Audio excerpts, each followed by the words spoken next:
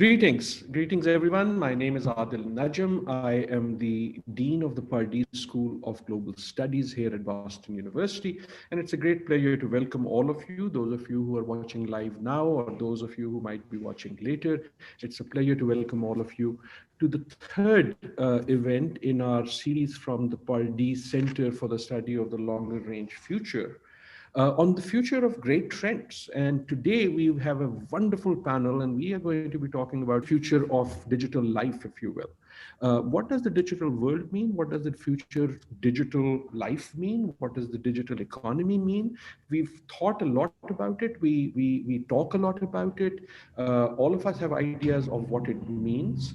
And that's what we're going to explore with three of my guests. And it's a great pleasure to have with me Nicol Turner Lee. Nicol is the director of the Center for Technology Innovation at the Brookings Institution. We have Professor Robin Murphy. Robin is a professor of computer science and engineering at Texas A&M University, and she's also affiliated with the Center for Robot-Assisted Search and Rescue. And we talked more to her about this because she's been part of, I believe, as many as 29 disaster operations using robots for disaster relief.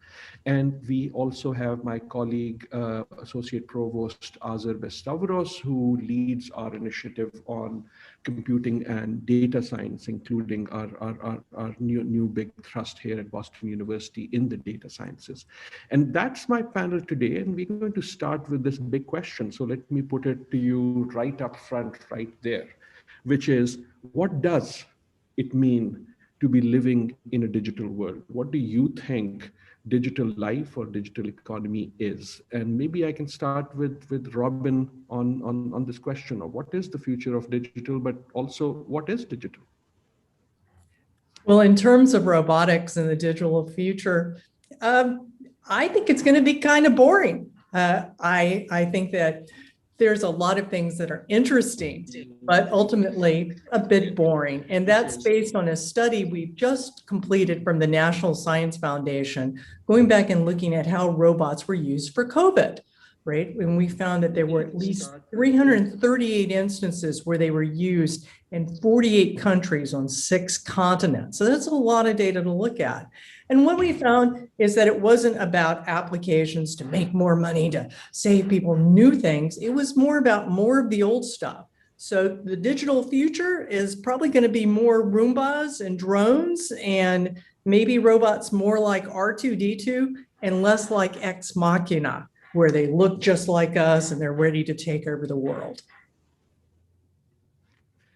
So the future is going to be interesting. Lots of robots there, but what else is the digital world? And maybe Azer, I can come to you next. Thank you, and first of all, thank you for inviting me to be on this panel, and it's great to meet my co-panelists, and looking forward to a great discussion. So I like to think that we use the term digital because it's new, and maybe I agree with my colleague Robin in saying that because it's boring when I forget the word digital, and the future is going to be when we don't notice what is digital and what's not, right? So, and I think I can give you a little bit of interesting history here. The word computational physics was very popular back in the 80s, but today all physics is computational, so you don't actually say computational physics. I think our future is our future. Digital is just how we want to differentiate between the new things we see versus what it will be. And let me just say that also the evolution of society, it's co-evolution. We are adjusting to digital, and digital is adjusting to us. It's really important to understand that the robots that I worked on as a graduate student back at Harvard in 1980s were really not designed to work with people. And now the robots are working with people. So the robots are evolving to work with us, and we are evolving to work with the robots. And I think if you think about technology in general, whether in social media, whether in politics, democracy, what is happening is a co-evolution. And a co-evolution doesn't mean that there's a digital and not digital. It means that we're going to sort of merge in some interesting future. So it's interesting, I agree. Thank you. Thank you. And we will come back to this, I think, sort of this idea that Robin brought to us that, maybe it is boring, but in a very different way. But Azer builds on it, that it merges with life. You don't see the distinction anymore. And maybe we are already beginning to see that. I see those dancing robots, and part of them scares me, and part of them sort of excites me, and part of that sort of makes me think, where am I in this world where every robot can dance much better than I can? Well, anyone can dance better than I can. But on that note, Nicol, what do you see when you think of digital futures or digital economy, and where do you see ourselves in that? Yeah, I think it's so interesting. Well, first and foremost, thank you for having me again. I became an immediate rock star being on your previous series, talking about digital and the coronavirus. I think it's really interesting. When I was growing up, there were three cartoons that I watched, and I commonly share this story. One was Fred Flintstone, where Fred was actually driving cars on rocks. The other one was the Jetsons, where George was basically flying around in autonomous planes, and other things were happening autonomously. And then I watched Fat Albert, because that's what every kid who was African American did after school or on Saturdays. I watched Fat Albert. But if you think about it, Fred Flintstone is not here, right? The day and age of the rock on vehicles doesn't exist. And the realities that we saw in the Jetsons cartoon, and if I'm dating myself, I'm sorry, go to YouTube and look it up, really has come true. And I do agree to a certain extent that it has maybe, for Robin's comment of boring, maybe it's become so monotonous, right? And I also agree with her, which is there's this fluidity that exists where you really don't know if we're live or we're not. I mean, look at what we're doing now. In many respects, we could not necessarily be here. We could be representations of ourselves on this screen. But I think one other area that I would put out there for this conversation as a sociologist in this space is that it is also going to be this defining moment of this individualism versus collective experiences. And I think that to me is so interesting. As a sociologist, we always read, and it's still out there today, Bowling Alone by Robert Putnam. And that was all about the things that we were doing by ourselves then in collective groups. And in many respects, this new technology and this economy that we've had has set up these individualized relationships, whether it's how we shop, who we communicate with, et cetera, which I think the future then will suggest that these norms and values will seep into the new ecologies of scale, whether it's in commerce or social environments, education, et cetera. And that, to me, is what the pandemic is beginning to demonstrate. What does that feel like when you're sort of in this bubble where the enablement of digital technology has allowed you to be more efficient, but yet also to be more lonely? So I think that in some respects is sort of the future of digital for me. Yeah, this is interesting. The words that have come up in the first round, I wouldn't have thought, boring, vanishing, lonely, are all interesting words. And since you mentioned it, Nicol, allow me to share with our audience and you this 2-minute little video from this series that we did with some of you on what life after COVID might look like. And I say this in the following way. One of my learnings after talking to 101 different thought leaders from all fields, politics and arts and technology and other fields, was how pervasive the digital idea was for everyone. Maybe it was the Zoom moment of COVID, but I was surprised that it wasn't just Nicol and Robin talking about this. Everyone was. So let me put a clip, and then we'll come back and talk about it a little more in detail. There will not be a single sector of society untouched by this pandemic. There will not be a single activity that goes on as it once did. We'll see disparities emerge among those who are connected and those who are not. Being disconnected in the world of COVID was bad. Being disconnected after the world of COVID will be worse. I think one thing that COVID has done is it's brought technology into spaces where it never was before. As a result of COVID-19, we're gonna have robots everywhere. I think every business every business will be a digital business. Zoom has become a verb. The question is how this will change our working lives. This whole notion of work from home, while it's been really good for a lot of people, I do think we need to be very cautious and pay a lot of attention to what's happening in particular for women. Is every university going to become Zoom University in the future? I think we can be really clear and say that global higher education will change profoundly, and I do think it will change forever. This is going to be a long-term recovery effort, trying to rebuild cities in a way that emphasizes health, safety, inclusivity, justice, and resilience. That's where I think we have to go. I hope that literature would give us the logic and the feeling to really strive for communitarian bonds. This moment is helping us realize how important and key and necessary the arts are to our very core being. I think more people will appreciate the primacy of public health as the undergirding of our civil society. We have an opportunity here to break down the barriers that continue to haunt our discussion about mental health. There are things that could be done. There's no reason why we can't rise to the level of other developed countries and indeed many underdeveloped ones, and introduce a humane system of universal health care. Epidemics bring out the worst and the best in people. People become threatened, they become worried, but then there are people who see the fire and they take a bucket and they run towards it. Epidemics at least give us hope that there is this higher level that we can all aspire to. So let me, you saw that, and some of you were in that. And as I said, it was pervasive how people kind of looked towards what we are calling digital, both as a source of hope, but also as possibly a threat, but certainly a source of change. And I'll start with you, Robin, because sort of that one-liner has stuck with everyone. Robots will be everywhere. I'll be honest, when you said that to me in our interview, my first thought was, no, not really. I haven't seen them around. And then because you put it in my head, I started seeing them everywhere.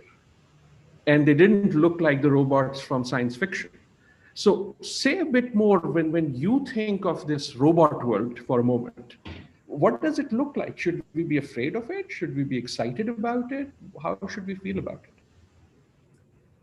Well, I think it's a little bit of excited, worried, whatever, let's get on with it, should be our attitude. So what we've seen in the past year with the COVID's been used for, as you would expect, for clinical care, right? The telemedicine and cleaning hospitals. We've seen it for public safety to, quarantine people to see if they're breaking surveilling, their quarantine patterns, things like that, and disinfecting.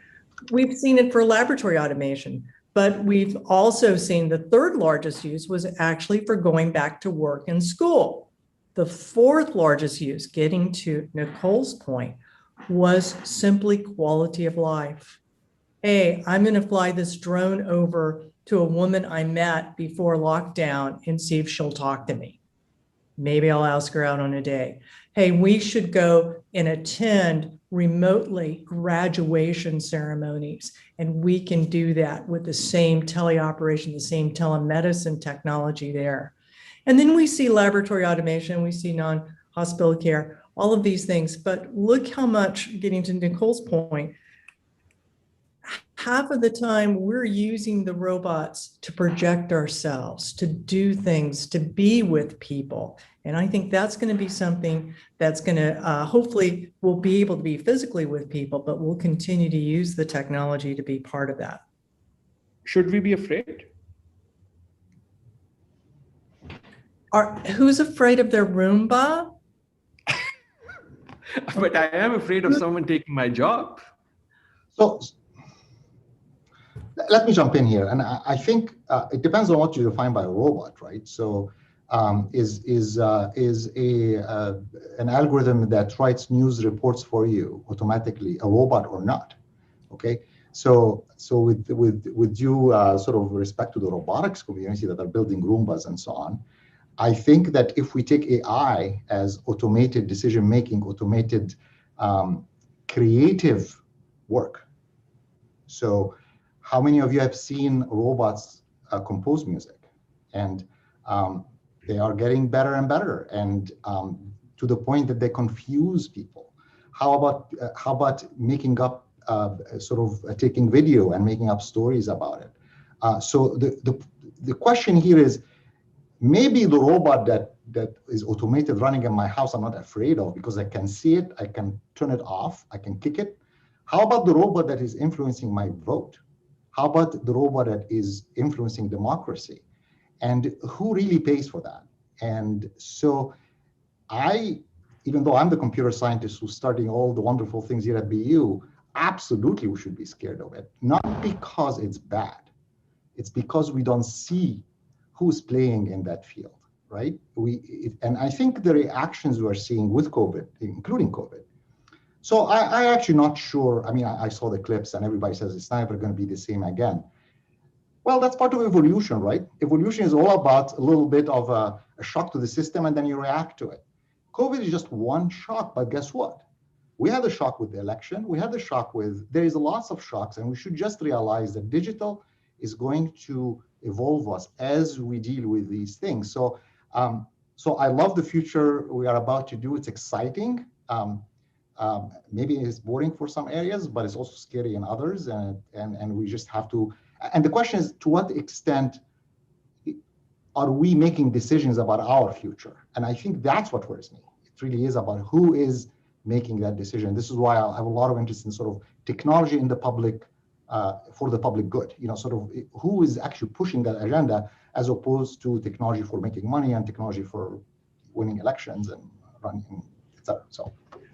And this who question, it seems, is really interesting, because I think what both of you are saying is it's not the robot or the AI or the software, it's also us in this game. And excited or not, afraid or not, it's us, the humans in this, that is going to be doing a lot of those choices that we are talking about. And Nicol, that brings me to you and your work, including the book that's coming out and you've been working on, but also what you said in our clip, right, which also stayed with me. If being disconnected was bad before COVID, it's going to be much worse after COVID. So, we often think of what digital does when it comes, but what about those who are not able to access? Any thoughts on that? Yeah, I think this is such a fascinating conversation. This is a conversation I actually like to be in when we start to talk about digital technology. I mean, first and foremost, if you could just look at those clips, and I was laughing to myself, I think all of our bandwidth has gotten better since that first round of getting online. And it seems like we somewhat have improved our backgrounds as well, because we have found a way to sort of adapt to this new style. I mean, it's 12 months later and we're still here. So that speaks volumes, particularly as companies are starting to think of hybrid models for work, or schools are doing the same thing.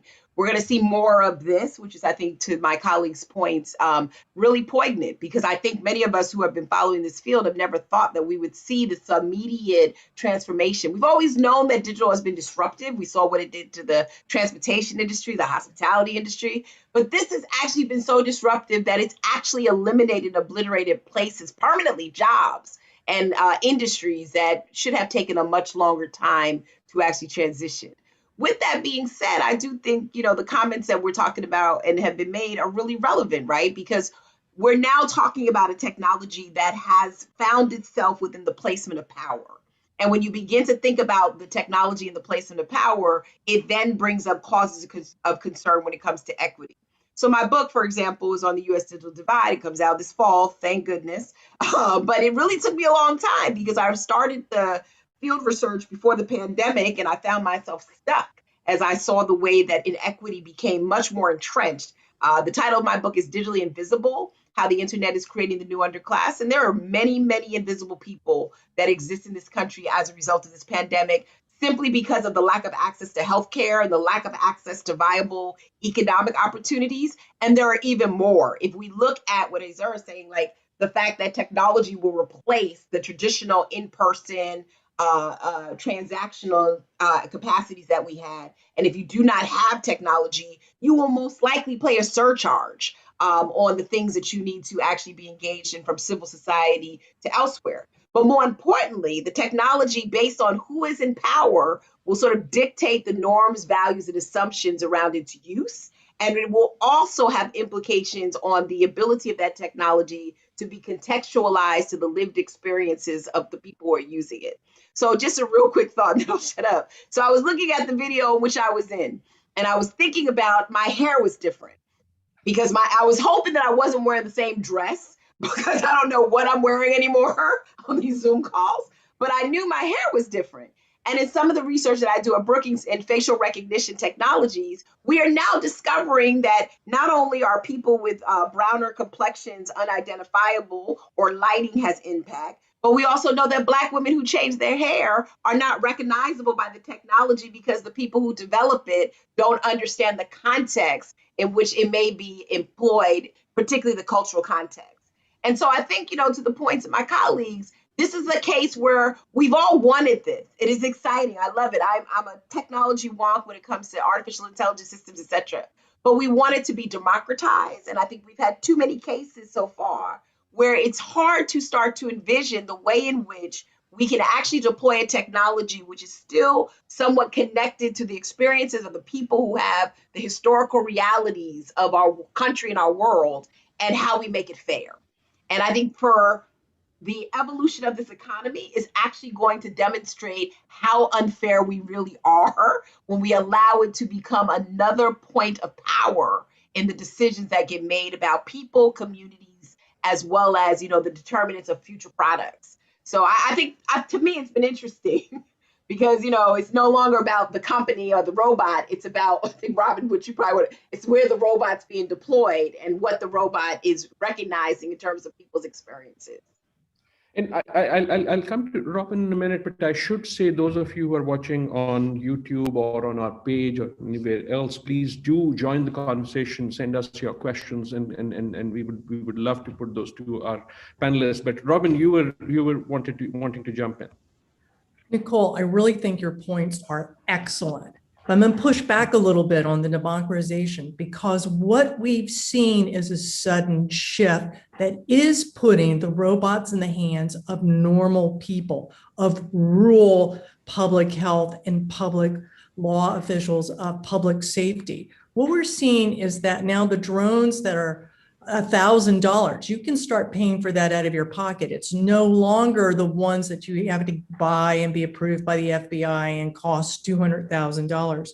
We're seeing small companies, something we had never seen before and didn't anticipate, start using robots for security to help out so they could put people in to do small tasks, the robot carts and robot arms, so they could keep making money and not lose their business. So the idea that we do have an opportunity if we do well, right? Not always a given, right? But we did see this shot for regular people to actually see this technology and think about adopting it.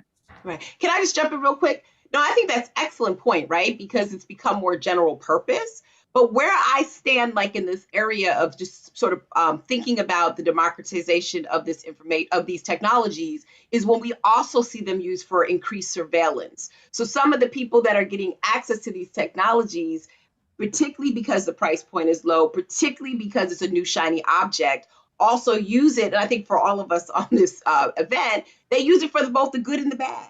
And the more we give those opportunities, you know what I mean? It's like, this is one of those cases where I was just having a conversation just a couple of minutes ago before this panel, which is about these vaccine passports. And the idea that having these vaccine passports are going to be sort of the key for people to realize what they can now do within the context of feeling somewhat safe in terms of the virus. But they also have the ability to systematize discrimination and to deepen inequality. If you don't have a passport for whatever reason, you're not going to fly, you may not work, and you may not be able to have your kids enrolled in a child care facility for you to actually work. And so for me, what's so interesting about this period, for those of us who have followed this on this event, we're now seeing like the different sides of the coin on how technology gets positioned within power structures in ways that I don't think we've actually seen it happen before. And I'm a sociologist. I'm not a technologist or an engineer. I'm talking about it in terms of its positioning within systems of oppression or structural conditions that permeate and produce greater levels of discrimination. Now, So I agree with you. Yeah, and since we're at global, talking about globally, what we saw was indeed violations of Western notions of privacy and security. And what was fascinating to us is to see that often these violations were, oh, well, China's doing it, so they're doing it, therefore we should do it. So there's a real interesting effect of diffusion of innovation going on that we're hoping to explore further. On this point, Azer, if I can also bring you in, there's a question from the audience about asking what is your take on transnational data flows, right? And I also wanted to bring this word data. I don't know if data is the new oil or not, but this transnational aspect that Robin also brings, whatever it is, if it's a resource, there's going to be international politics around it. Who holds it, who gets it, who uses it, who makes the rules about how to use it. Any thoughts on any of the above? Sort of, where is data and is it the new oil or not? Please let us know. Oh, I can spend hours telling you that it is the new oil without the greenhouse effect, which is good, or at least less greenhouse effect. But this is actually so fascinating, this discussion. And what I heard from my colleagues talk about is really who has the power to use the technology or access it. But I want to change that a little bit, because that presumes that the technology is a product that you either have or not. It's like, do you have an airplane you can fly or not? Okay.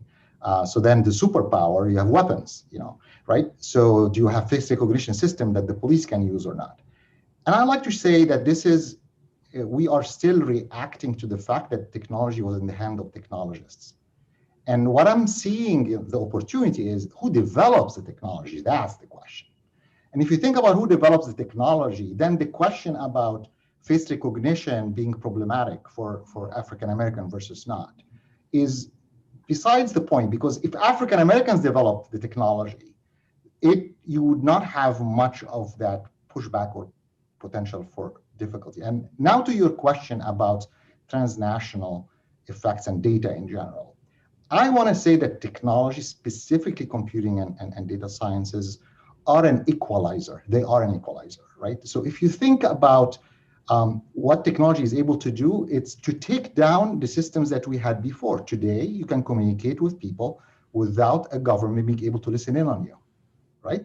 That was not the case with telephones, but now it is the case. And it's in the same way that we can be afraid of surveillance that you can beat surveillance. And the question is who's developing the technology, right? So while robots can be developed in the wrong way, they can also be developed for good. And when we think about democratizing technology, I actually a big fan of use the word democratizing computing. By that I mean who gets to do it.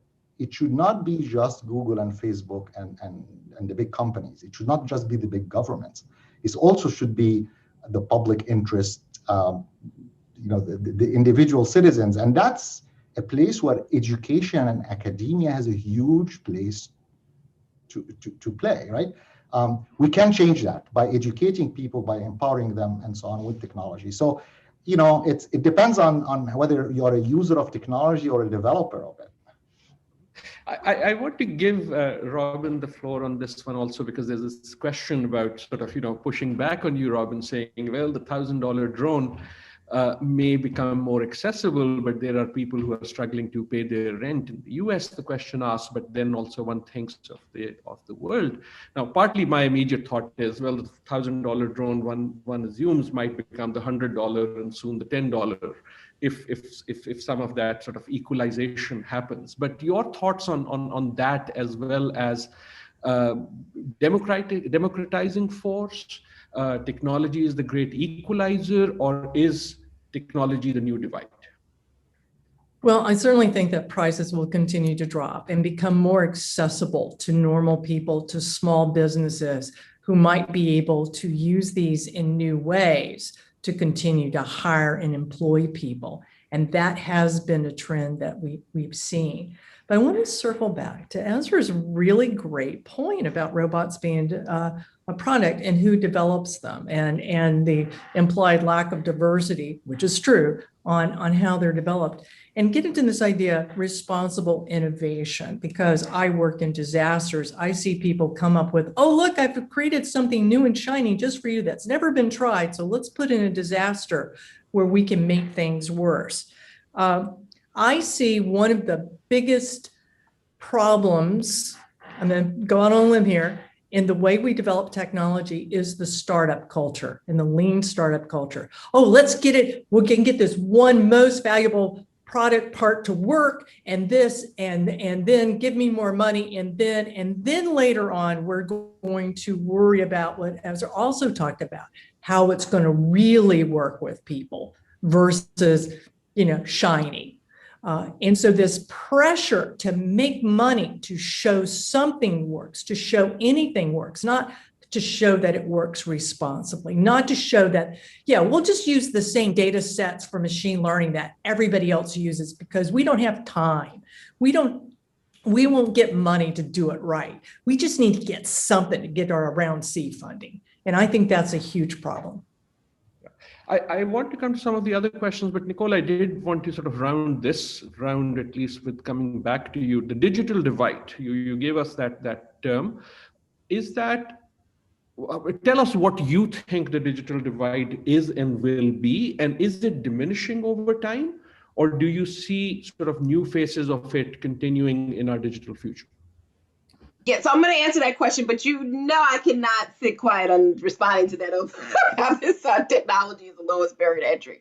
So I want to actually say something about and sort of challenge my colleagues on thinking about technology as the lowest barrier to entry. I honestly used to think that until recently when I realized that it's just not.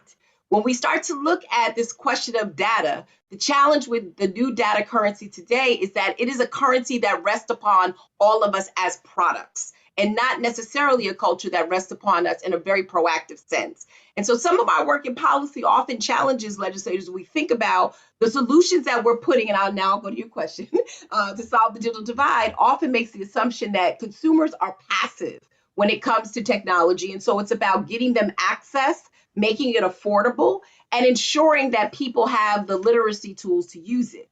Well, in this new economy or Internet 2.5, it's not necessarily about whether or not you have access because you live in urban America versus rural. It's not about whether or not 15 to 16 million school-age kids who were disconnected from in-person learning have access. It is now about a set of other norms that go with being digitally connected. That is, you have to have financial collateral if you want to get a ride-sharing service or rent a hotel online that is cheaper than something else. You have to have, good guardrails on privacy in place. If you're starting to talk about what information we're sharing on social media platforms, you have to have a better sense of what is truth when it comes to discerning misinformation and disinformation. And so I think it's really important for us to sort of think about where we have what could be potentially seen as an area that looks like an ecosystem where a young kid in Harlem could actually develop the same product as a kid in Menlo Park. There are still externalities that exist outside of technology that are pervasive and influential in this space. Allow me to go here for just a minute and I'll be quiet. We just looked at the George Floyd verdict. And when we look at that verdict, we say to ourselves, let's take a breath because we made progress on police accountability. But we haven't solved the conditions in which George Floyd lived or the conditions in which there's a police surveillance state that allows us to find similar people like him, because the police are dealing with communities as a result of historical legacies that are over-surveilled based on poverty, based on isolation, and a series of other narratives around people who are different from mainstream communities. And so I share that because in my work at Brookings, I'm always trying to challenge intellectuals that work in engineering, computer science, sociology, economics, to think about the interdisciplinary approach that we have to take to these issues. There has to be seats at the table for everyone that's working in the space. And let me tell you, it is not fun. One of the first papers I wrote with an engineer and a lawyer took me longer than I have ever taken on a paper, simply because we all had different perspectives and how we looked at the problem. But it was also the best experience I had as a PhD, because it allowed me to see that my view may not be the right question or may not be the appropriate method to get towards a collaborative understanding of the situation. So when I look at the digital divide, I see a divide that is not just based on someone's access to a device. I see a divide that actually parallels the systemic inequalities that led us to this place for why people do not have proximity to digital assets, nor the affordability of those assets to be productive in this new information economy. So, I mean, I think that's an important conversation to have when we're centering this work, which is why, again, this is such an incredible opportunity to bring the three of us together, because you're doing well, though. You're keeping us in line. But at the same token, it opens up a whole lot of other questions that could allow us to go on for another hour. And that's the goal, sort of to take questions from this conversation to other conversations. And we've got a very good set of questions coming in, including one I would like to highlight from Bart, reminding us that today is Earth Day. So happy Earth Day, everyone. But today is not just Earth Day, it's the summit being called by President Biden to get the world leaders to move more on climate change. And partly the question he asks is, where is digital technology in that? Digital does have carbon emissions, not as much as oil, but we know they do. But more than that, the type of solutions that, for example, Robin was talking about with the disasters, sort of, these technologies, not just robots, also open up these things. So I wanted to get us to that place, but if you allow me one more thought on Nicol's, we have, this is not digital, but we are living in this moment of science glory with the vaccination.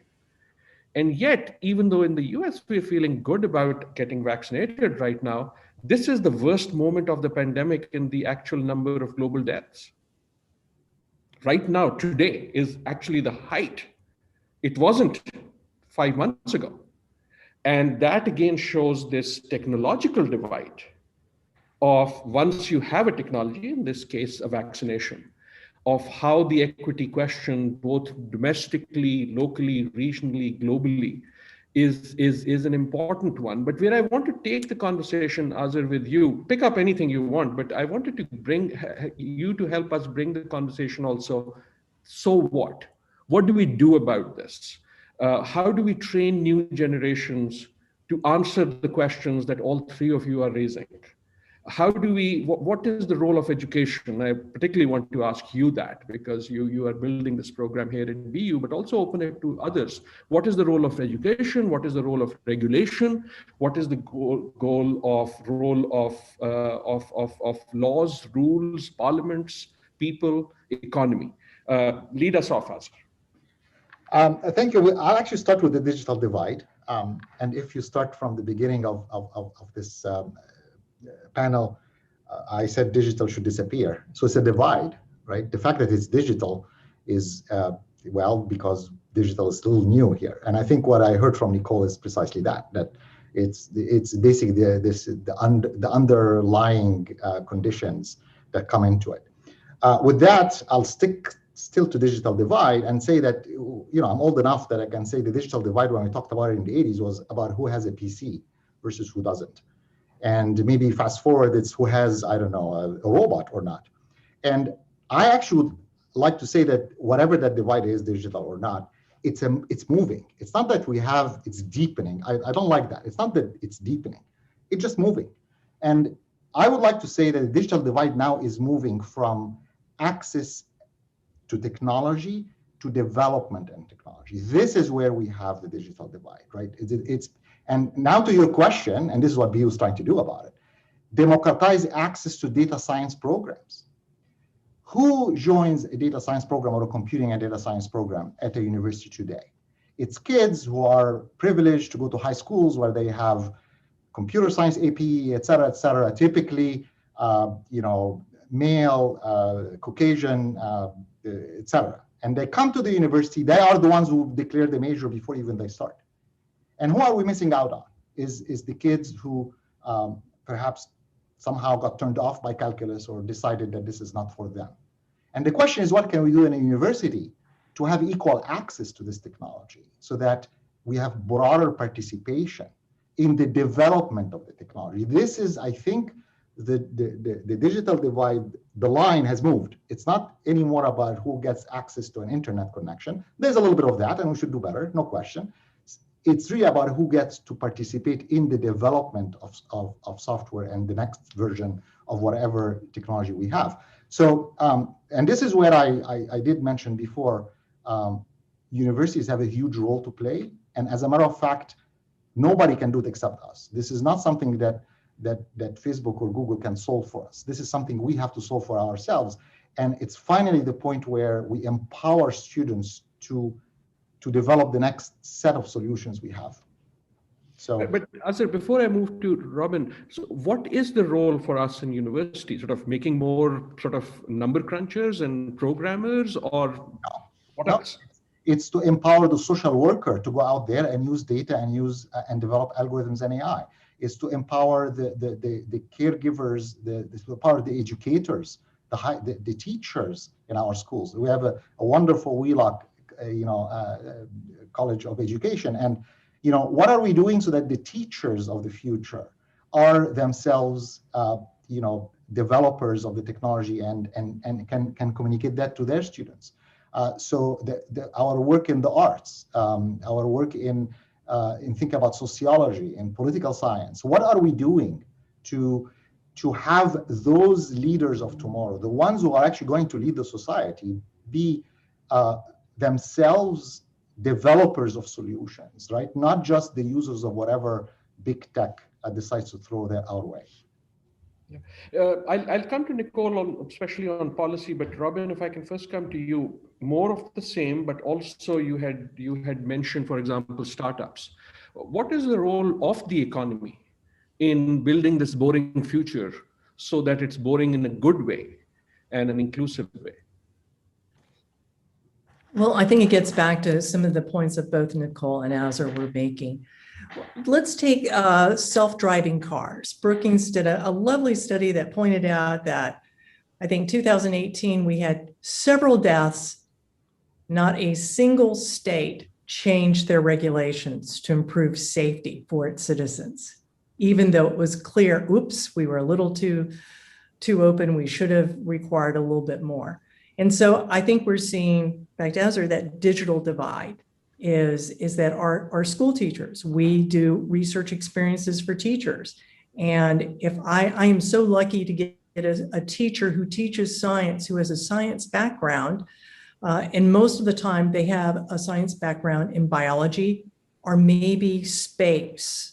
And then I can relate everything back to that. A lot of robotics you can map onto animal behavior and things like that.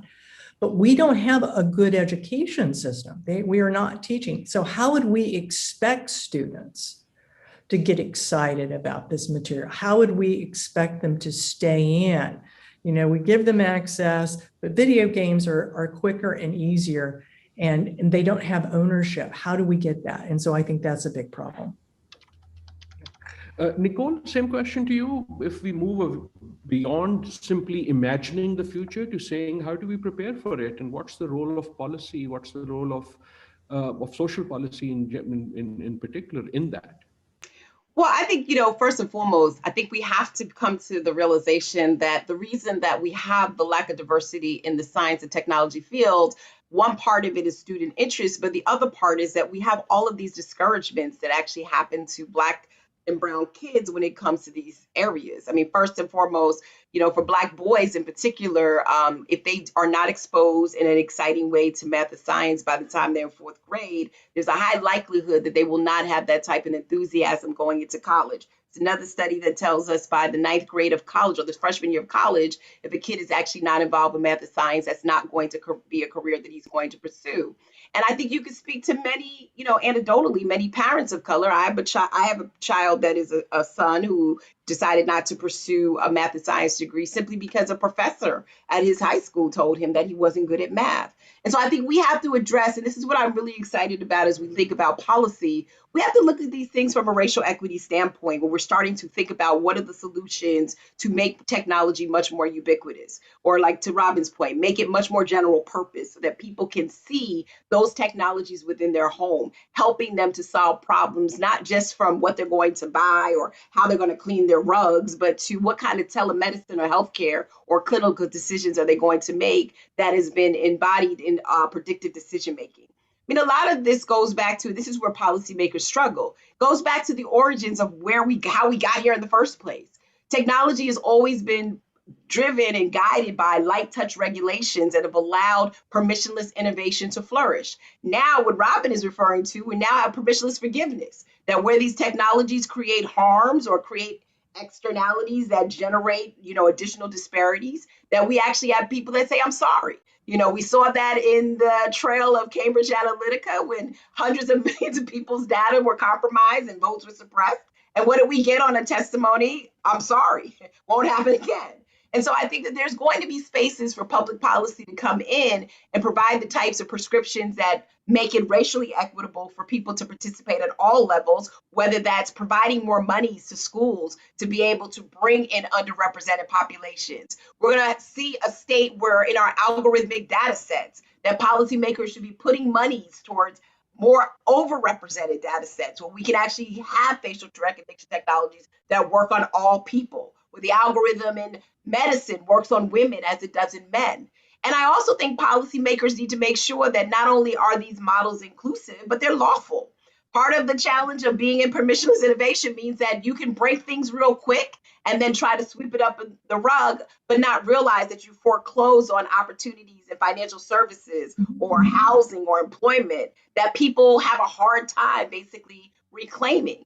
And so, I'll end here. I mean, I think the challenge with the digital divide is that we often look at digital divide and think about the aspirational goals of technology, the things that we've always imagined since I was a little girl watching the Jetsons.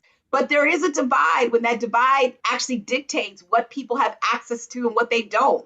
And it's more important, not necessarily around the products and services that they buy, but it goes back to what we're talking about here. When you don't have access to political decisions, or your ability to make the determination as to whether or not you can work at home, or you have to stay in an office or be subjected to getting the virus because your job is not adaptable to the digital economy, that's when that actually becomes a problem. And so I think I love the way you've been framing it, because I kind of framed that, shameless plug in my book that way, that with all of these wonderful advancements of technology, there's perniciousness that has actually come out of it that I think none of us around this table, virtual table, would have predicted would have happened based on the promise of it. This is, we as we start wrapping up, but I did want to highlight what I've learned from this round in particular about policy and education and what to do is, one of the things I've learned is there is going to be a lot of policy, regulation, whether it's self-driving cars, whether it's the fact that when I get into my car in the morning, my phone tells me that it's going to take this many minutes to go to work, meaning it's figured out I'm going to work without me ever telling it that, right? And not having policy is a policy itself. So one of the challenges that we will have is, as we did, for example, with the internet, who owns data, what data is okay to own, what data is okay to share. And that may be another part that we need to sort of look at as we build this brave, hopefully interesting world. But allow me 2 rounds of very quick snap questions, 1 line each, if I might. First of all, Robin, I'll start with you if you allow me. Give our viewers a sense of what is the most exciting, interesting, wonderful example of technology and digital technology at work that you see already happening, that you think maybe people don't know about. You've already given us some examples, but what do you see as the most fascinating, exciting thing already happening? I think the use of the telepresence, of being able to allow somebody to teleoperate a robot into a hospital room, see their loved one, and now begin to add the manipulation capabilities so that you can pull up the blanket and you can also look around to see if they're being treated well or it's dirty or there's something there.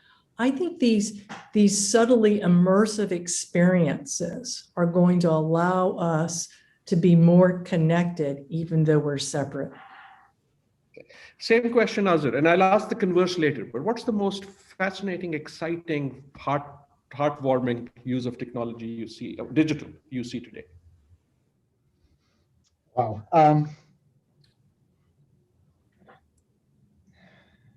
I don't know if I can point to one. It's transformative to the point that it's everything around me. Yesterday, we were interviewing a candidate, and she was talking about AI-assisted surgery. And I just could not believe the level to which precision medicine is going to change how, when somebody goes to your brain, they have to personalize it, not just based on where the injury is or what the clot is, but also about where your brain does different functions, because we're not the same. So they put you under for a couple of days under observation, they have you read stuff, and then they decide this is the surgery we're gonna make for that person. Just to think about that is so exciting. And then, on the other end of it, solving things to do with environment, with disease, and so on, is just so broad. Wonderful. And I want to sort of ask the converse in a minute, but Nicol, what is your one example amongst many of? Yeah, I'm going to keep it brief, and I'm going to actually keep it brief, and I'm going to keep it simple. And I'm going to say what I found to be most fascinating from the context of events in this country today is this. Because this smartphone actually allowed us to get a conviction of a police officer that we would have never actually imagined to have. And it was held in the hands of a 17-year-old girl.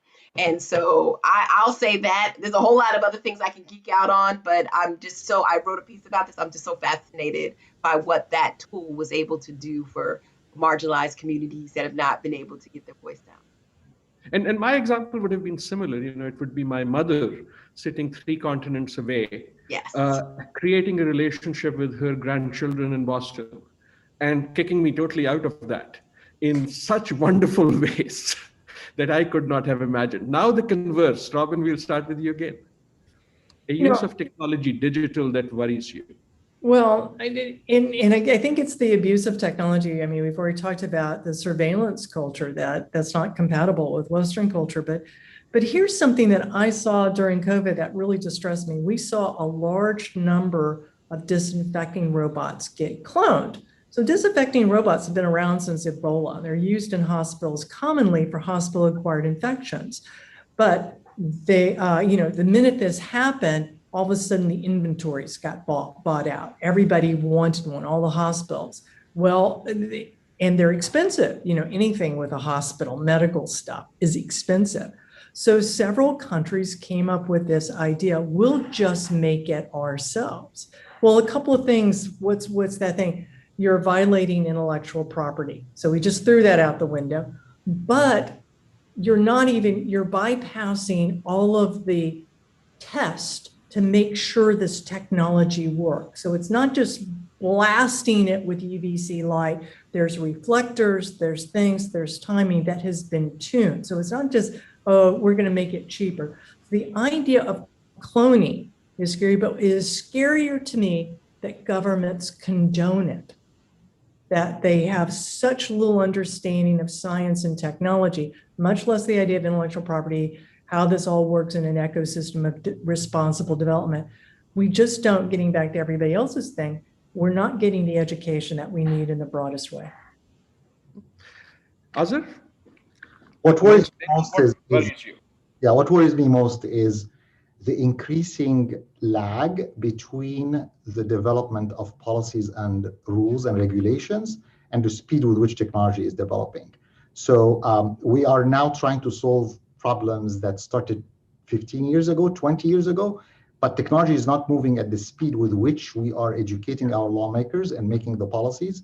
It's actually getting worse, and it's getting worse fast. So say as you want about putting regulations and so on, but technology is already moving well beyond what we are thinking about today as a problem, including the phone that Nicol showed.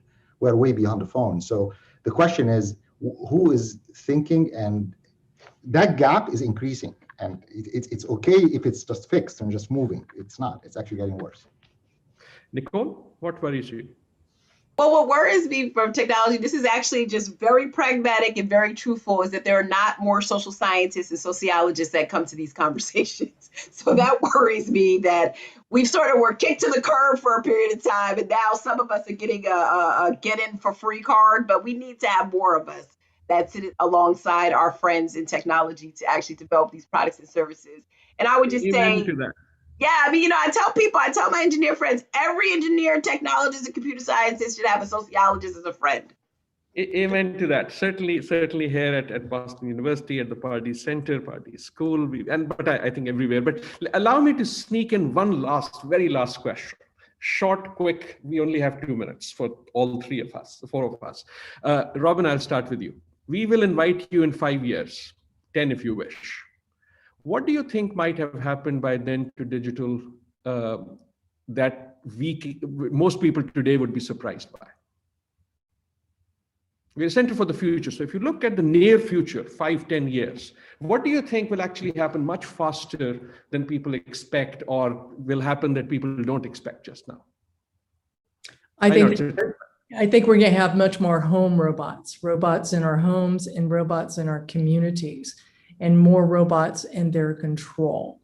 But I do think they're going to be built by the big companies. Yeah, world of Jetsons. Okay. Azer, what might happen when we invite you again? We'll invite you before that too, but when we invite you back in 5 years or 10 years to have this question. I think the word digital would have disappeared. I think we'll just deal with a world where we sort of merge what is digital and what's not, and we just would not even call it digital anymore. So, Nicol. Yeah, I think the fact that in 5 years we'll probably still be doing this, and so that will be surprising because I think it'll be a hybrid of this. And then I also think what will surprise me in 5 years is that the companies that we currently have complaints again won't be around.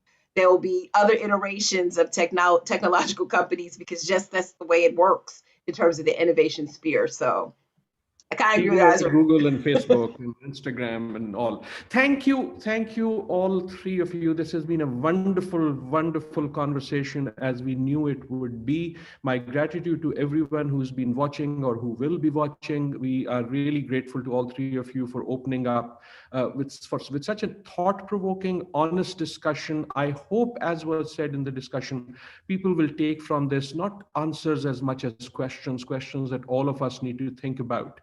As new, hopefully better, more equitable, more just worlds are built, and built by circumventing our fears and building on our best hopes.